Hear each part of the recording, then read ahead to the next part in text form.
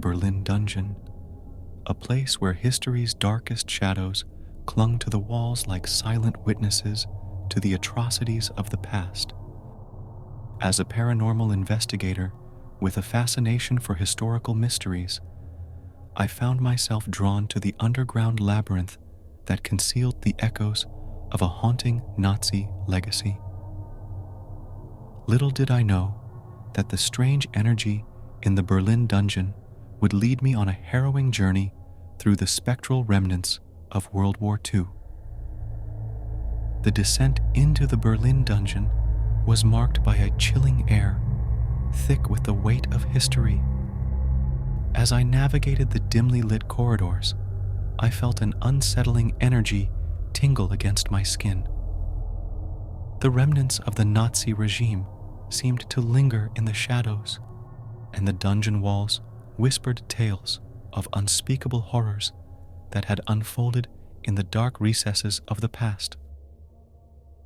The first indication of the strange energy manifested in the form of flickering lights and inexplicable temperature drops. As I ventured deeper into the dungeon, the oppressive air seemed to close in, and the temperature plummeted to an unnatural chill. It was as if the very walls were exhaling the frozen breath of a history steeped in malevolence. The strange occurrences escalated when I reached a chamber that bore the remnants of an old interrogation room. The air became dense with an eerie silence, broken only by the faint echoes of distant footsteps. As I explored the room, the temperature dropped drastically, and I glimpsed fleeting shadows that seemed to dance at the edge of my vision. Driven by a mixture of curiosity and apprehension, I delved further into the dungeon's depths. The strange energy intensified, wrapping around me like an unseen force. It was in the cells, where prisoners of war had languished in darkness, that the energy manifested with greater intensity. Unexplained whispers echoed through the cold corridors, and the sensation of being watched by unseen eyes sent shivers down my spine. In the heart of the dungeon, I discovered an old storage room that had once held confiscated belongings of the prisoners. The remnants of personal items, tattered clothing, faded photographs, and weathered letters seemed to resonate with the residual energy of anguish and despair. The strange energy in the Berlin dungeon took on a palpable form, as if the very essence of suffering had seeped into the walls. As I examined the artifacts, a sudden surge of energy enveloped the room. The temperature dropped to an almost unbearable level, and an unseen force seemed to pull at my senses. The ghostly echoes of past footsteps reverberated, and the room became a spectral theater, reliving the emotional turmoil of those confined within the confines of the dungeon. The energy seemed to coalesce around a particular artifact, a worn diary that spoke of love, loss, and the relentless grip of fear. As I touched the diary, a chilling whisper echoed in the air. The voice of a long-forgotten prisoner resonated, telling tales of persecution and resistance. The strange energy became a conduit, allowing me to glimpse into the tortured past that had left an indelible mark on the dungeon's soul. Driven by an unexplainable force, I followed the spectral trail through a network of underground passages.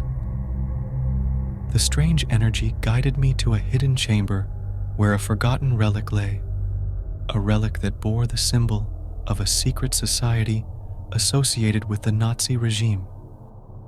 The air thickened with a malevolent force, and the very walls seemed to pulse with an ominous energy. As I touched the relic, a surge of visions overwhelmed my senses. I witnessed clandestine meetings, dark rituals, and the twisted ideologies that had fueled the atrocities of the Nazi regime. The strange energy in the Berlin dungeon became a conduit for the voices of the past, revealing the macabre secrets that had been buried in the depths of history. Haunted by the spectral revelations, I pressed on, determined to unravel the mysteries that clung to the dungeon's walls. The energy led me to a series of cells where political prisoners had endured unspeakable torture. The oppressive atmosphere became almost suffocating as the cries of the tormented reverberated through the air. In one particularly dank cell, the strange energy reached its zenith. The temperature plummeted, and the walls seemed to close in, trapping me in a suffocating embrace. Whispers of anguish echoed, and the shadows contorted into grotesque shapes. It was as if the very essence of suffering had been preserved in this accursed space. As I struggled to maintain composure, a phantom figure materialized before me, a spectral manifestation of a tortured soul. The eyes, filled with a haunting emptiness, locked onto mine.